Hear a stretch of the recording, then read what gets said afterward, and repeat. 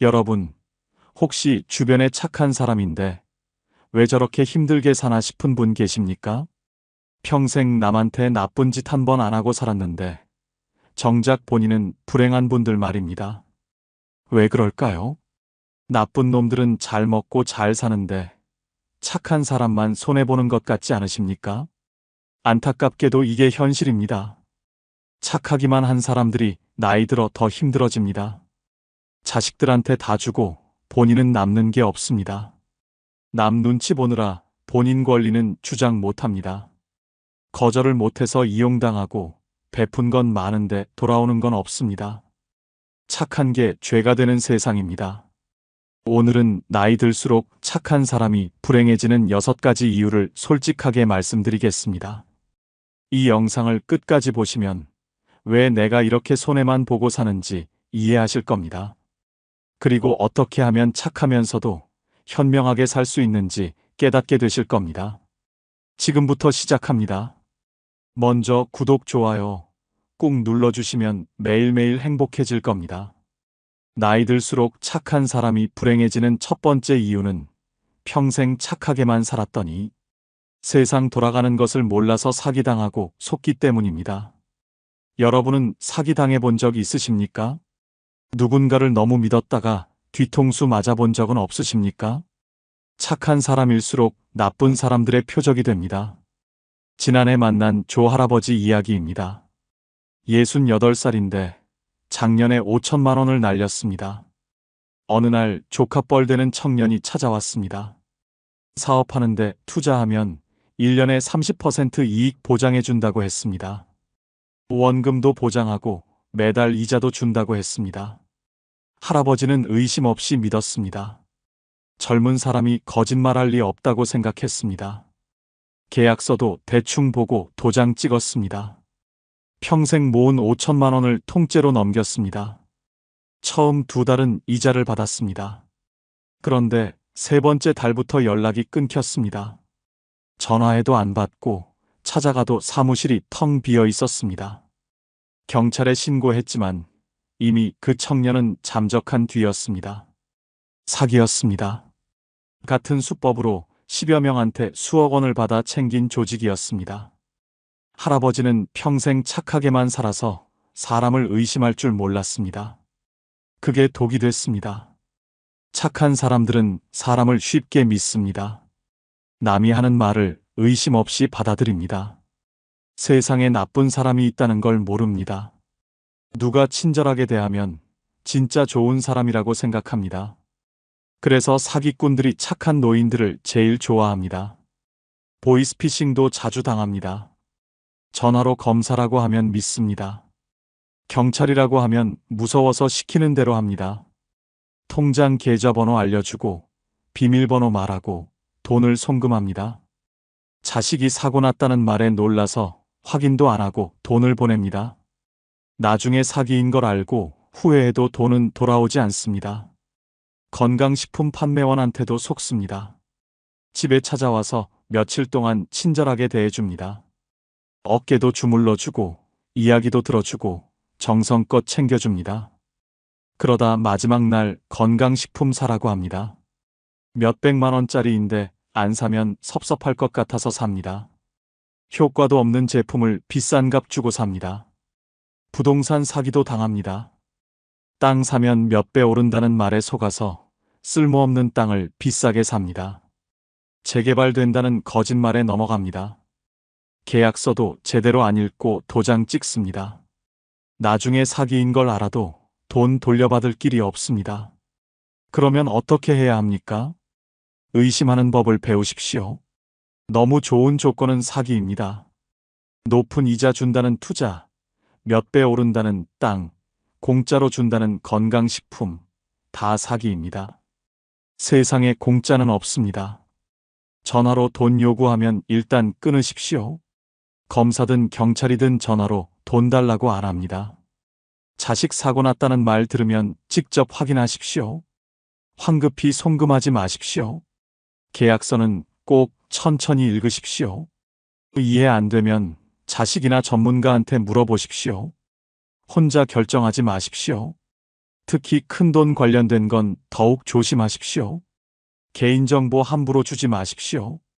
통장 계좌번호, 비밀번호, 카드 정보 절대 말하지 마십시오.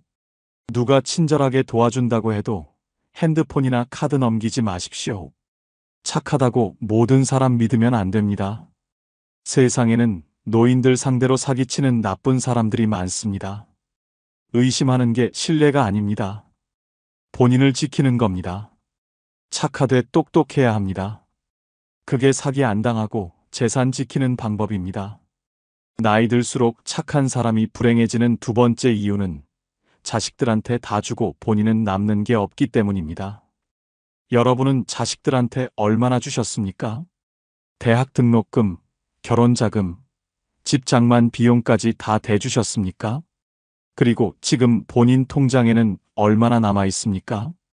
이 질문에 선뜻 대답 못 하신다면 끝까지 들어보십시오. 작년에 만난 박할머니 이야기입니다.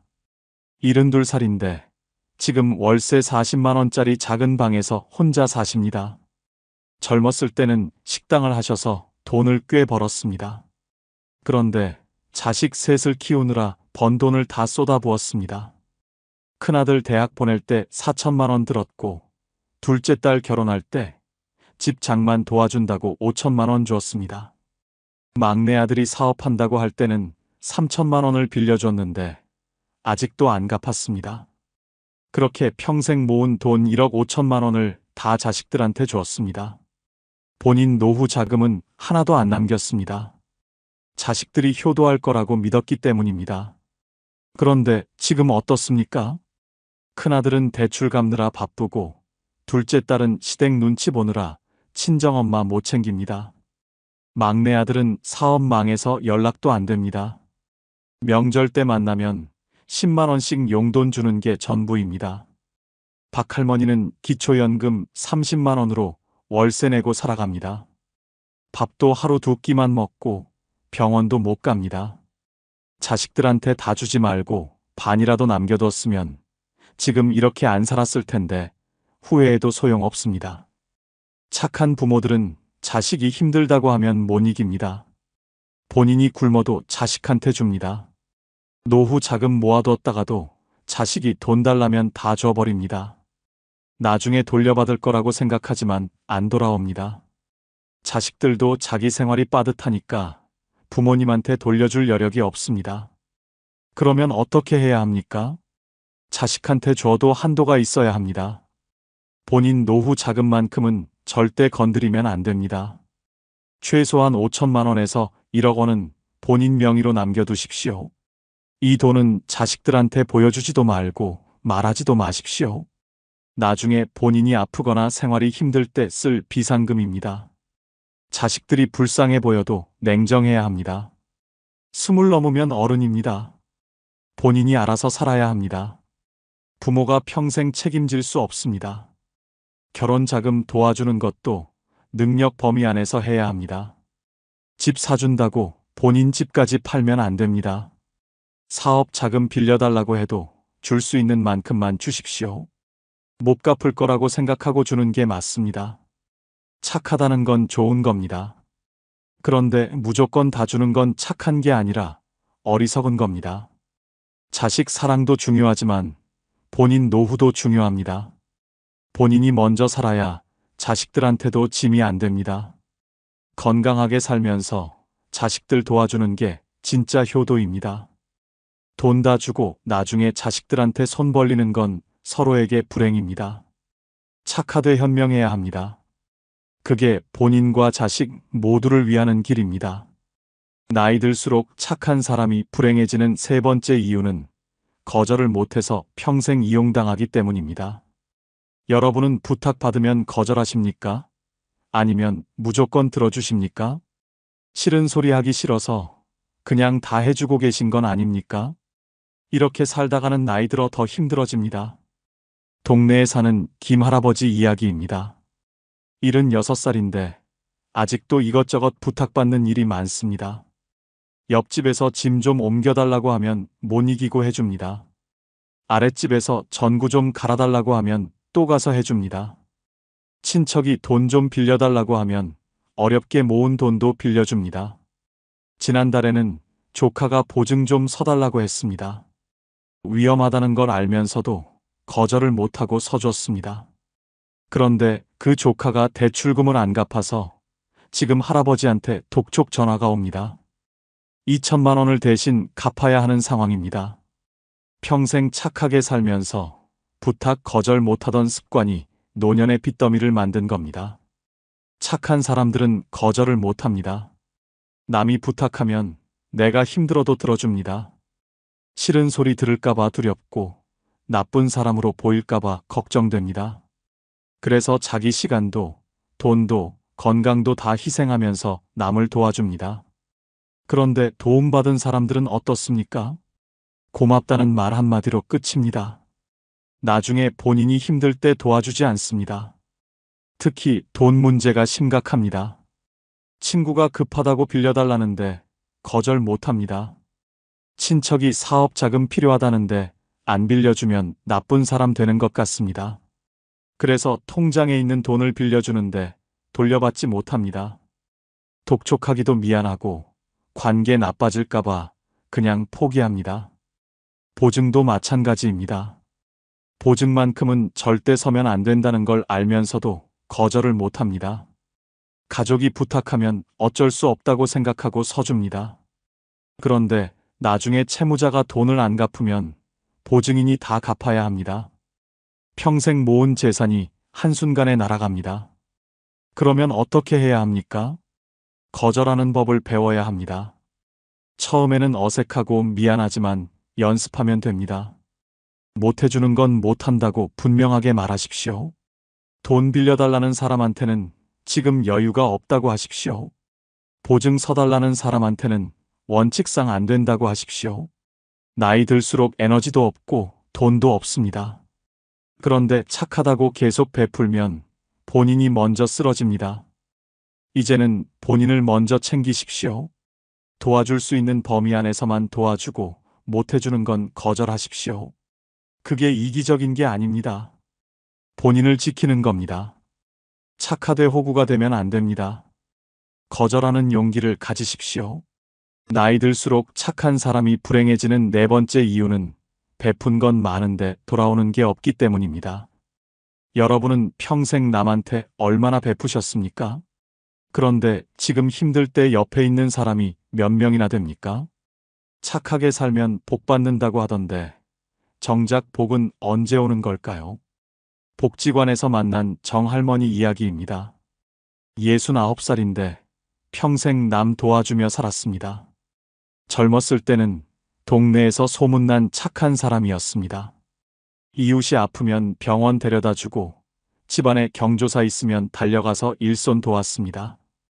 친구가 돈 없어서 장사 못한다고 하면 1,000만 원 빌려주고 조카가 대학 등록금 없다고 하면 500만 원씩 보태줬습니다. 그렇게 30년 넘게 주변 사람들 챙기며 살았습니다. 그런데 작년에 할머니가 당뇨 합병증으로 쓰러졌습니다. 병원비가 2천만 원 나왔는데 돈이 없었습니다. 평생 남 도와주느라 본인 저축은 하나도 없었습니다. 그래서 예전에 도와줬던 사람들한테 연락했습니다. 1,000만 원 빌려준 친구한테 전화했더니 지금 형편이 안 된다고 했습니다. 등록금 보태준 조카는 전화도 안 받습니다. 병원 데려다 준 이웃은 그때 일을 기억도 못했습니다. 결국 집을 담보로 대출받아서 치료했습니다. 평생 베풀었는데 정작 본인이 힘들 때는 아무도 없었습니다. 착한 사람들은 계산 없이 베풉니다. 나중에 돌려받으려고 주는 게 아니라 그냥 좋은 마음으로 줍니다. 누가 힘들면 안쓰러워서 도와주고 누가 어려우면 아까운 거 없이 나눠줍니다. 본인이 조금 손해보는 건 괜찮다고 생각합니다. 언젠가는 좋은 일이 생길 거라고 믿습니다. 그런데 현실은 냉정합니다. 도움받은 사람들은 시간 지나면 잊어버립니다. 당장 급할 때는 고맙다고 하지만 나중에는 당연하게 생각합니다. 심지어 도와준 사실조차 기억 못하는 사람도 많습니다. 본인이 힘들 때 찾아가면 오히려 부담스러워합니다. 특히 돈을 빌려주면 관계가 끝납니다. 빌려간 사람은 갚기 싫어서 연락을 끊습니다. 빌려준 사람이 독촉하면 오히려 화를 냅니다.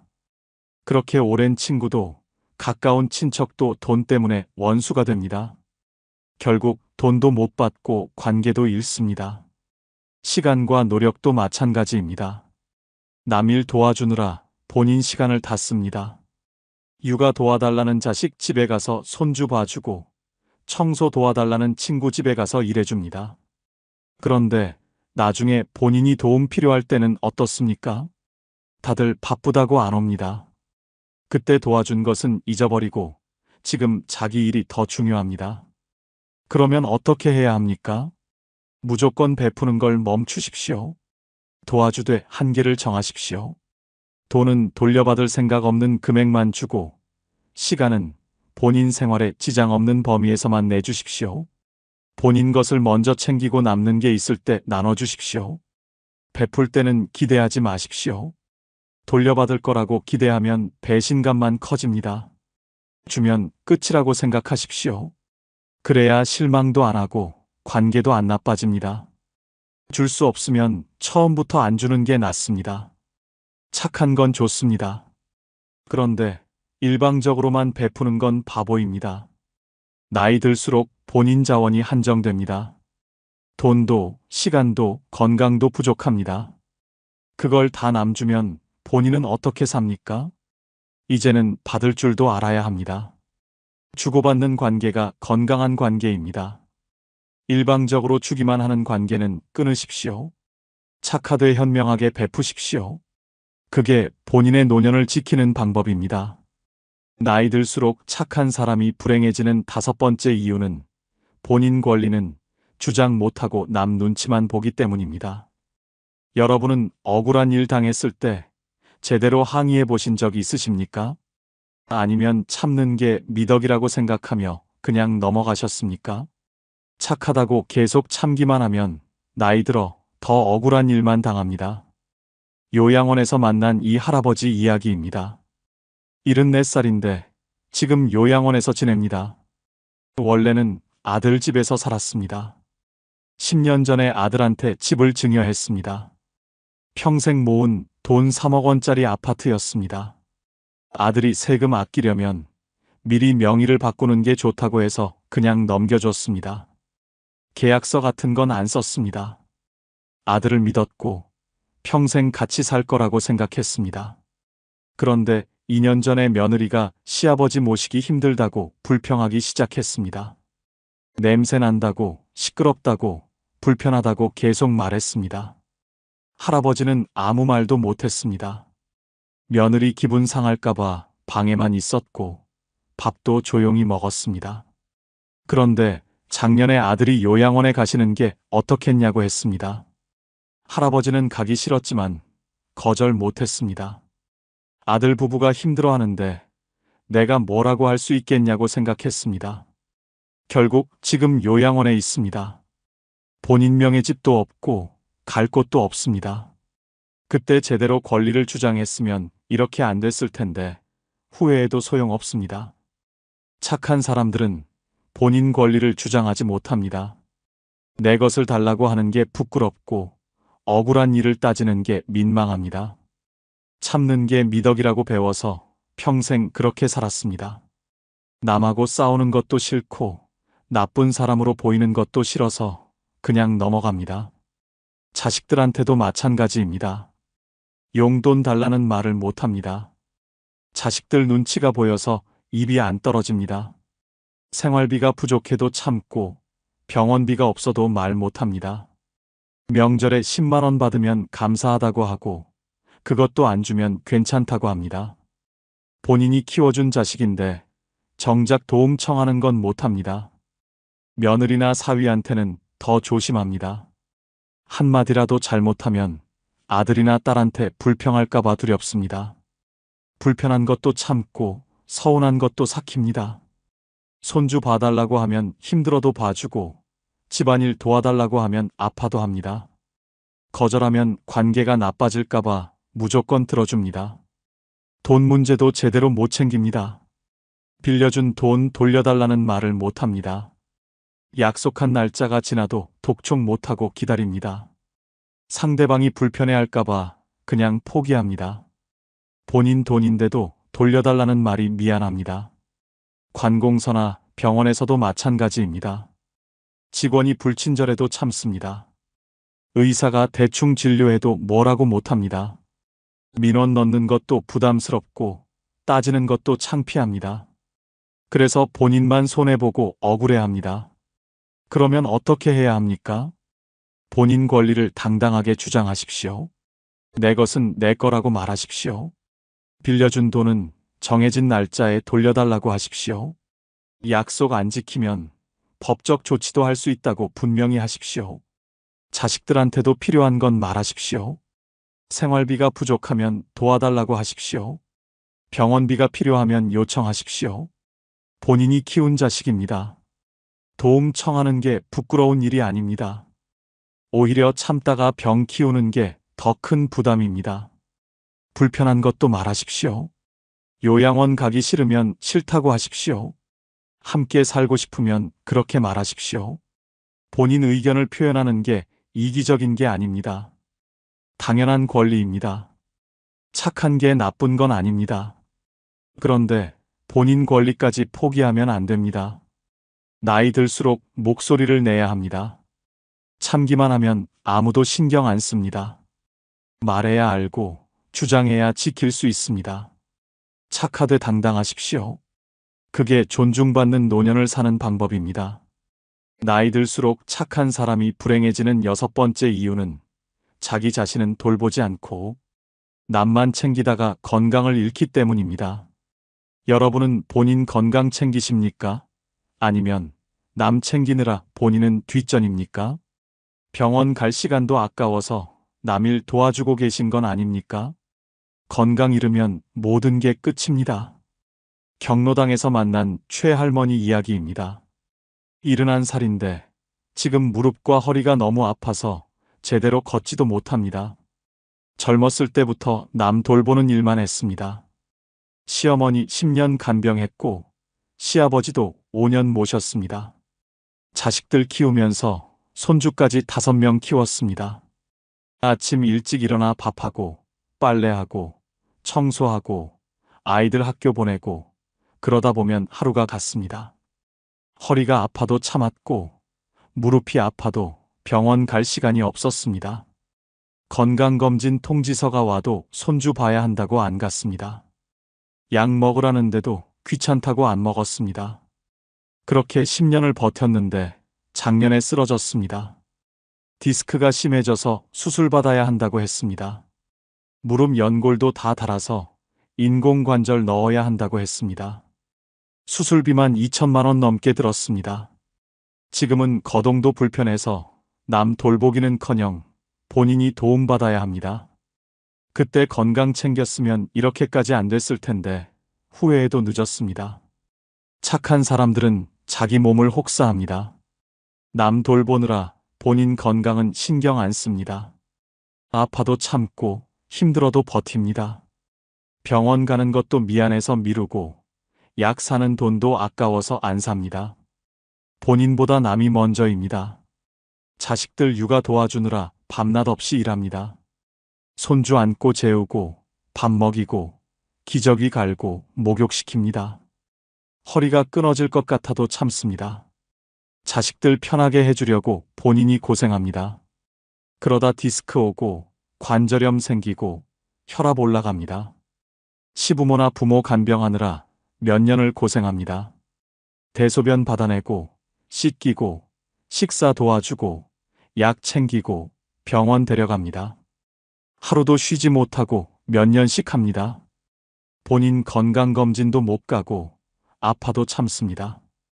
간병하다가 본인이 먼저 쓰러지는 경우가 많습니다. 집안일도 혼자 다 합니다. 청소하고 빨래하고 밥하고 설거지하고 장보고 쉴 시간이 없습니다. 명절 때는 더 심합니다. 며칠 동안 주방에서 음식 만들고 손님 치르고 설거지하다 보면 다리가 퉁퉁 붓습니다. 그래도 참습니다. 가족들 편하게 해주려고 본인이 희생합니다. 식사도 제대로 못합니다. 남 먹이느라 본인은 대충 먹습니다. 좋은 반찬은 다 자식들 주고 본인은 김치에 밥 먹습니다. 영양 부족으로 빈혈 오고 골다공증 생기고 면역력 떨어집니다. 그러다 병에 걸립니다. 잠도 제대로 못 잡니다. 밤에 손주 울면 일어나서 달래주고 아픈 사람 있으면 옆에서 간호합니다. 수면 부족으로 만성 피로에 시달리고 기억력도 떨어지고 우울증도 옵니다. 그러면 어떻게 해야 합니까? 본인을 먼저 챙기십시오. 건강검진 통지서 오면 꼭 가십시오. 아프면 바로 병원 가십시오. 참다가 병 키우는 게 나중에 더 큰 부담입니다. 조기에 발견하면 치료도 쉽고 비용도 적게 듭니다. 약 먹으라는 거 꼭 드십시오. 고혈압약, 당뇨약, 관절약 귀찮아도 챙겨 먹으십시오. 지금 약값 아끼려다 나중에 큰 병 오면 몇 천만 원 듭니다. 착한 게 나쁜 건 아닙니다. 그런데 본인 건강까지 희생하면 안 됩니다. 건강 잃으면 아무것도 할 수 없습니다. 남 돌보는 것도 본인이 건강해야 가능합니다. 본인을 먼저 사랑하십시오. 그게 진짜 착한 겁니다. 마지막으로 좋아요 한번 눌러주시면 내일도 행복하실 겁니다. 나 없으면 집안 꼴이 어떻게 되겠어? 내가 이 나이에 다 해주니까 당신은 조용히 있어. 내가 밥 해주니까 고개 숙이고 고맙다고 해. 노년의 나이 많은 여자를 만나는 순간 이런 말들이 일상이 됩니다. 처음에는 의지할 수 있는 동반자처럼 보이지만 시간이 지나면 나이를 무기로 존중을 강요하고 집안일을 핑계로 권력을 잡습니다. 생활비를 쥐고 흔들며 자유를 빼앗고 눈물과 화를 번갈아 터뜨리며 상대를 무너뜨립니다. 심지어 건강 문제까지 무기 삼아 죄책감을 심어줍니다. 결국 사랑은 구속으로 변하고 노년의 삶은 후회와 고통으로 뒤덮입니다. 이 이야기는 남의 일이 아니라 당신의 내일이 될 수 있습니다. 첫 번째, 늙어 나이 많은 여자를 만나면 안 되는 이유는 가사 분담을 요구하면서도 결코 만족하지 않기 때문입니다. 처음에는 같이 살려면 서로 조금씩 도와야죠. 라는 말로 시작합니다. 그 말은 합리적으로 들립니다. 하지만 시간이 지나면 남자는 설거지를 해도 청소를 해도 빨래를 널어도 늘 한마디를 들어야 합니다. 그렇게 대충 할 거면 하지 마. 내가 다시 해야겠다. 칭찬은 없고 끝없는 불만만 돌아옵니다. 결국 집안일은 도와주는 것이 아니라 신문을 받는 일이 되고 남자는 매일 피곤한 죄인이 됩니다. 실제 사례를 보겠습니다. 경북 구미에 사는 72세 오재호 씨는 67세 여성과 재혼했습니다. 처음에는 함께 사는 기쁨에 청소나 장보기 같은 집안일도 자발적으로 도왔습니다. 하지만 문제는 그 다음부터였습니다. 오 씨가 청소기를 돌리면 구석구석 안 했네. 내가 다시 해야겠다. 설거지를 하면 물때가 그대로야. 당신은 손만 대는 거지 제대로 안 하네. 빨래를 널어도 옷이 삐뚤빼뚤하잖아. 다시 해. 결국 오 씨는 집안일을 할수록 무능한 사람 취급을 당했습니다. 그는 나중에 친구들에게 울분을 토했습니다. 나는 노력해도 늘 부족하다고 욕먹는 집안 머슴이야. 또 다른 사례도 있습니다. 충남 아산에 사는 70세 장영호 씨는 65세 여성과 동거를 시작했습니다. 그녀는 처음부터 가사 분담을 강조했습니다.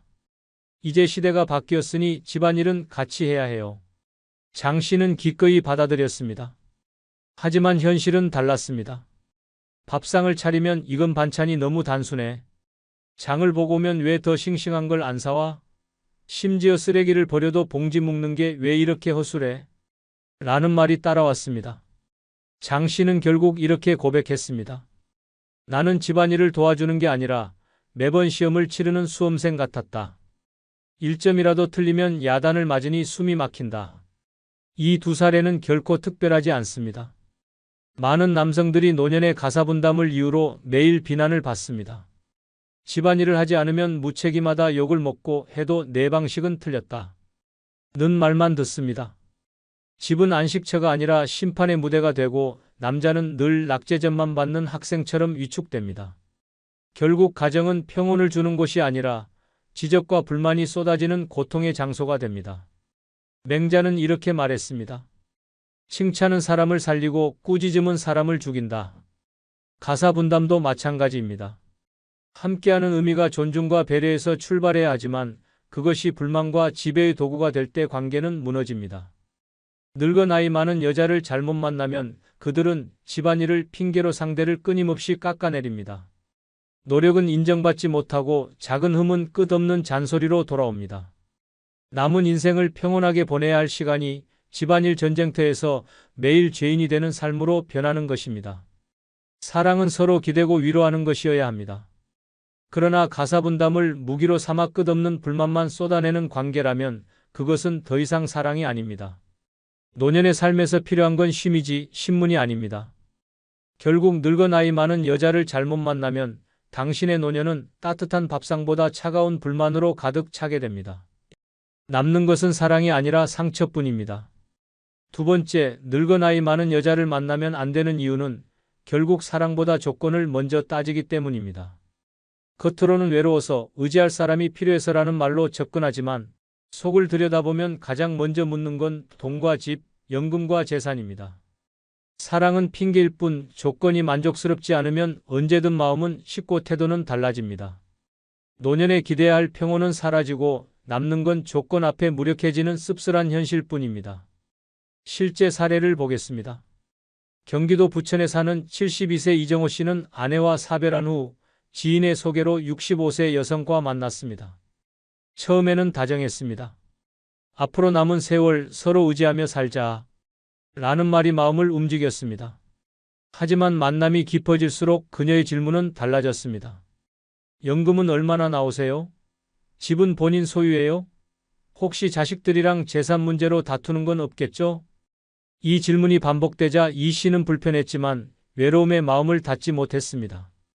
결국 결혼했지만 그 후의 삶은 지옥이었습니다. 그녀는 생활비 사용을 철저히 통제하며 늘 말했습니다. 내가 조건을 보고 결혼했으니 당신은 책임져야 해요. 이 씨는 사랑받는 남편이 아니라 조건 때문에 선택된 지갑에 불과했습니다. 그는 한숨을 내쉬며 이렇게 토로했습니다. 내 옆에 있는 건 아내가 아니라 내 통장이다. 또 다른 사례는 대구에 사는 70세 박영수 씨의 이야기입니다. 그는 혼자가 된 지 10년 만에 67세 여성을 만났습니다. 그녀는 처음부터 나는 돈 때문에 만나는 게 아니다. 진심으로 당신이 좋아서다. 라고 말했습니다. 박 씨는 그 말에 마음이 놓였습니다. 하지만 동거를 시작한 뒤 그녀의 본심이 드러났습니다. 박 씨가 사는 집을 보며 이 집은 너무 작다. 나도 체면이 있는데 더 큰 집에서 살아야지. 라며 불평했고 용돈을 줄 때마다 이 정도로 내가 만족할 것 같아요? 라며 눈을 흘겼습니다. 심지어 박 씨가 병원비 때문에 여행을 미루자 조건이 이렇게 불안정할 줄 알았으면 내가 왜 당신을 만났겠냐? 라는 말까지 했습니다. 결국 그는 눈물을 삼키며 주변에 털어놓았습니다. 나는 사람을 만난 게 아니라 조건을 거래한 것뿐이었다. 이 두 사례는 결코 예외가 아닙니다. 나이 많은 여자가 결국 따지는 건 마음이 아니라 조건입니다. 연금은 얼마나 되는지, 집은 누구 명의인지, 자식들과 재산 문제는 없는지, 그 조건이 마음에 들면 달콤한 사랑의 말이 이어지지만 조건이 기대에 못 미치면 냉정한 말로 상처를 남깁니다.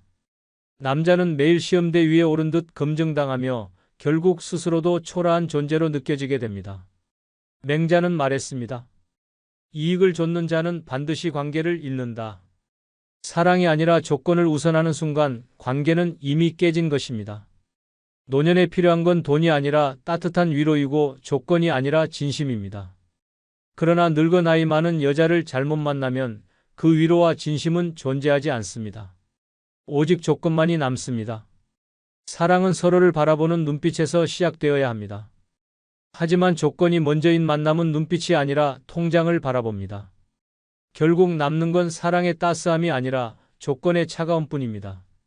당신의 노년은 거래가 아니라 위로로 채워져야 합니다.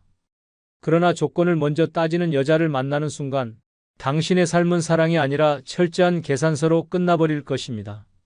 세 번째, 늙어 나이 많은 여자를 만나면 안 되는 이유는 나이 들어 더 까다롭고 예민해지기 때문입니다. 젊을 때는 넘기던 사소한 일들도 나이가 들면 모두 불만의 씨앗이 됩니다. 음식 맛 하나, 집안 분위기 하나에도 예민하게 반응하며 작은 말투에도 상처받았다고 울분을 터뜨립니다. 사랑을 기대했지만 현실은 끝없는 긴장과 불편입니다. 남자는 하루하루 눈치를 보며 살아야 하고 노년의 평온은 산산이 부서집니다. 실제 사례를 보겠습니다. 경기도 의정부에 사는 71세 이정호 씨는 66세 여성과 재혼했습니다. 처음엔 다정했습니다. 함께 밥을 먹고 산책을 나가며 외로움을 달래주는 동반자 같았습니다. 그러나 몇 달 지나지 않아 그녀의 본성이 드러났습니다. 반찬이 왜 이렇게 짜? 당신은 나 생각 안 해? TV 소리가 너무 크다. 내가 예민한 거 모르냐? 심지어 이 씨가 신문을 읽다 한숨을 쉬자 나를 무시해서 그런 거냐? 라며 따졌습니다. 작은 행동 하나도 불만으로 번졌고 집안 공기는 언제나 살얼음판 같았습니다. 이 씨는 결국 친구에게 이렇게 토로했습니다. 나는 지금 집이 아니라 감옥에 산다. 매일 시험 보는 기분이다. 또 다른 사례는 전남 순천에 사는 73세 박철수 씨의 이야기입니다. 그는 68세 여성과 만났습니다. 처음엔 깔끔하고 세심한 성격이 좋게 느껴졌습니다. 하지만 동거가 시작되자 상황은 달라졌습니다. 밥상을 차리면 젓가락 놓는 위치가 왜 저기냐? 청소기를 돌리면 소리가 너무 시끄럽다. 귀가 아프다. 심지어 옷을 걸어두는 위치까지 문제 삼았습니다. 박 씨가 잠시 소파에 앉아 쉬고 있으면 나는 하루 종일 움직이는데 당신은 왜 저렇게 게으르냐? 라는 말이 쏟아졌습니다. 박 씨는 결국 집에 들어가는 게 두려워졌습니다. 사랑을 얻으려 했지만 돌아온 건 끝없는 불만과 날 선 잔소리뿐이었습니다. 그는 고개를 떨구며 이렇게 말했습니다. 나는 아내에게 사랑받는 남편이 아니라 늘 부족한 죄인일 뿐이다. 이 두 사례는 결코 예외가 아닙니다. 나이가 들수록 사람은 더 보수적이고 예민해집니다. 그리고 그것이 관계 속에서 그대로 드러날 때 남자는 끊임없이 지적당하고 깎여 나갑니다. 작은 일에도 폭발하고 사소한 실수에도 비난이 쏟아집니다. 결국 남은 인생은 평온이 아니라 피로와 긴장으로 가득 차게 됩니다. 노자는 말했습니다. 작은 불씨가 큰 불을 만든다. 사소한 불평이 쌓이면 그 관계는 결국 불행으로 번집니다. 노년의 나이 많은 여자를 만났을 때 그녀가 예민함과 까다로움을 무기 삼아 끝없는 불만을 퍼붓는다면 당신의 노년은 지옥이 됩니다. 사랑은 위로와 평안이어야 합니다. 그러나 나이 들어 더 까다롭고 예민해진 여자를 잘못 만나면 그 사랑은 안식이 아닌 고통으로 바뀝니다. 결국 남는 건 함께 웃는 삶이 아니라 매일 눈치만 보는 후회뿐입니다. 당신의 노년은 고단한 잔소리 속에 묻히기에는 너무 소중합니다. 네 번째, 늙어 나이 많은 여자를 만나면 안 되는 이유는 바로 사소한 일도 전쟁으로 만들기 때문입니다. 젊을 때는 그냥 웃고 넘어갈 수 있는 문제도 나이가 들면 집안의 전운으로 바뀝니다. 밥상이 늦게 차려졌다. 전화가 늦게 왔다. TV 채널을 잘못 돌렸다. 이런 하찮은 일이 곧바로 전쟁의 불씨가 됩니다. 한번 시작되면 며칠씩 냉전이 이어지고 집은 안식처가 아니라 지뢰밭이 됩니다.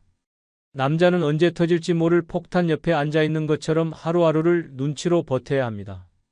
실제 사례를 보겠습니다. 전북 군산에 사는 72세 이영호 씨는 67세 여성과 재혼했습니다. 처음에는 다정했습니다. 내가 당신 끼니는 꼭 챙겨줄게요. 라는 말에 마음이 움직였고 함께 지내는 기쁨이 컸습니다. 하지만 결혼 생활이 길어질수록 그녀는 사소한 일을 전쟁으로 바꿨습니다. 반찬을 조금 남겼다고 내 정성을 짓밟았다. 며 하루 종일 말도 섞지 않았습니다. 늦게 귀가했다고 나를 버려두고 친구들이 더 좋으냐? 라며 그날 밤 집안이 발칵 뒤집혔습니다. 결국 이 씨는 친구들을 피하게 됐고 집안에만 갇혀 지내게 됐습니다. 그는 술잔을 기울이며 친구에게 말했습니다. 나는 지금 가정이 아니라 전쟁터에 산다. 숨이 막힌다. 또 다른 사례는 충북 충주에 사는 70세 박진수 씨의 이야기입니다. 그는 65세 여성과 동거를 시작했습니다. 처음엔 깔끔한 성격이 좋아 보였습니다. 하지만 살다 보니 그 깔끔함이 집안을 전쟁터로 바꾸고 말았습니다. 신발이 반듯하게 정리되지 않았다고 소리쳤고 TV 리모컨이 제자리에 없다고 하루 종일 잔소리를 퍼부었습니다. 심지어 전기세 고지서를 제때 확인하지 않았다고 당신은 집안 살림에 관심도 없다. 며 고함을 질렀습니다. 사소한 문제 하나가 커다란 싸움으로 번졌고 박 씨는 점점 무력해졌습니다. 그는 주변 사람들에게 이렇게 고백했습니다. 내가 원하는 건 조용한 노년이었는데 지금은 사소한 일 하나도 폭탄처럼 터지는 집에서 매일을 전쟁처럼 살고 있다. 이 두 사례는 결코 남의 이야기가 아닙니다. 나이 많은 여자가 사소한 일을 전쟁으로 만들면 집안은 언제나 불안정합니다. 작은 일에도 긴장이 감돌고 대화는 잔소리와 고함으로 변합니다. 남자는 점점 자기 목소리를 잃어가고 결국 집은 피난처가 아니라 감옥이 됩니다. 공자는 말했습니다. 화를 다스리지 못하면 집안이 무너진다. 사소한 일을 부풀려 전쟁으로 만드는 여자를 만나는 순간 그 집은 이미 무너진 것이나 다름없습니다. 노년에 필요한 건 평온과 쉼이지 끊임없는 전투가 아닙니다. 그러나 늙어 나이 많은 여자를 잘못 만나면 그 노년은 매일 전쟁으로 얼룩지게 됩니다. 사랑은 안정을 주어야 하고 노년의 만남은 위로가 되어야 합니다. 하지만 사소한 일도 전쟁으로 만드는 사람과 함께한다면 당신의 노년은 웃음보다 후회와 긴장으로 채워집니다. 결국 남는 건 사랑이 아니라 상처뿐입니다. 5번째, 늙어 나이 많은 여자를 만나면 안 되는 이유는 질투라는 칼날로 상대를 끝없이 베기 때문입니다. 젊을 때는 귀엽게 보이던 질투가 나이가 들수록 집요하고 파괴적인 흉기로 변합니다. 친구와 술 한잔을 해도, 딸이나 며느리와 통화를 해도, 심지어 동네 슈퍼주인과 몇 마디 말을 나눠도 의심의 눈초리가 따라옵니다. 그 여자는 누구야? 왜 나보다 즐거워 보여? 이런 말이 날아오는 순간부터 집은 감옥이 되고 사랑은 질투의 족쇄로 변합니다. 실제 사례를 보겠습니다. 전남 목포에 사는 71세 최영수 씨는 아내와 사별한 뒤 66세 여성과 재혼했습니다. 처음에는 다정했습니다. 외로운 마음을 달래줄 수 있을 거라 믿었습니다. 그러나 결혼 후 몇 달 지나지 않아 그녀는 최 씨의 모든 일상에 간섭하기 시작했습니다. 친구와 바둑을 두고 돌아오면 내가 하루 종일 혼자 있는데 당신은 친구가 더 좋아? 라며 눈을 흘겼습니다. 딸이 전화를 걸어와 대화라도 하면 옆에서 휴대폰을 빼앗으며 자식한테는 웃으면서 왜 나한텐 불평만 하냐? 라고 따졌습니다. 최 씨는 점점 숨이 막혔습니다. 그는 결국 친구들에게 이렇게 토로했습니다. 나는 지금 사랑을 얻은 게 아니라 질투의 족쇄에 묶인 죄수처럼 살고 있다. 또 다른 사례는 대전에서 살던 70세 장경호 씨의 이야기입니다. 그는 65세 여성과 만나 동거를 시작했습니다. 그녀는 처음엔 다정했지만 질투심이 드러나면서 삶은 지옥으로 바뀌었습니다. 장 씨가 시장에서 오랫동안 머물렀다 하면 거기 있는 젊은 아줌마랑 웃고 떠든 거 아니냐 라며 추궁했습니다. 심지어 은행 창구 직원과 웃으며 인사한 것조차 문제 삼았습니다. 왜 나랑 있을 땐 안 웃으면서 다른 여자한테는 웃어? 그녀는 질투를 무기로 삼아 끊임없이 장 씨를 몰아세웠습니다. 장 씨는 점점 자신감을 잃었고 사람들을 피하게 됐습니다. 그는 울분을 삼키며 말했습니다. 내가 원하는 건 동반자였는데 지금은 감시자와 함께 사는 것 같다. 이 두 사례는 결코 예외가 아닙니다. 늙어 나이 많은 여자를 잘못 만나면 그녀의 질투는 집요한 감시와 추궁으로 이어집니다. 남자는 언제나 의심의 대상이 되고 웃음조차 죄가 됩니다. 질투는 사랑의 증거가 아니라 칼날입니다. 그 칼날은 하루하루 남자의 마음을 베어내고 자존심을 무너뜨립니다. 결국 집은 전쟁터가 되고 노년의 삶은 지옥으로 변합니다. 노자는 이렇게 말했습니다. 의심은 곧 파멸의 씨앗이다. 노년의 사랑은 평온과 신뢰로 채워져야 하지만 질투가 들어선 순간 모든 것은 무너집니다. 믿음이 사라진 자리에는 감시와 통제만 남습니다. 늙어 나이 많은 여자를 잘못 만나면 그 질투는 삶 전체를 잠식하는 흉기가 됩니다. 사랑은 서로를 편안하게 하고 노년은 더 이상 전쟁이 아니라 휴식이어야 합니다. 그러나 질투라는 칼날로 매일 상처를 주는 관계에 갇히면 남는 것은 사랑이 아니라 후회뿐입니다. 당신의 노년은 감시당하며 질투 속에 사라지기엔 너무나 소중합니다. 6번째, 늙어 나이 많은 여자를 만나면 안 되는 이유는 건강 걱정으로 삶이 불안해지기 때문입니다. 젊었을 때는 대수롭지 않게 넘기던 통증도 나이가 들면 끝없는 두려움이 됩니다. 오늘은 가슴이 답답하다. 어제는 잠이 안 와서 큰일이다. 이런 말이 하루에도 수십 번 반복되면 집은 사랑의 공간이 아니라 병실로 변합니다.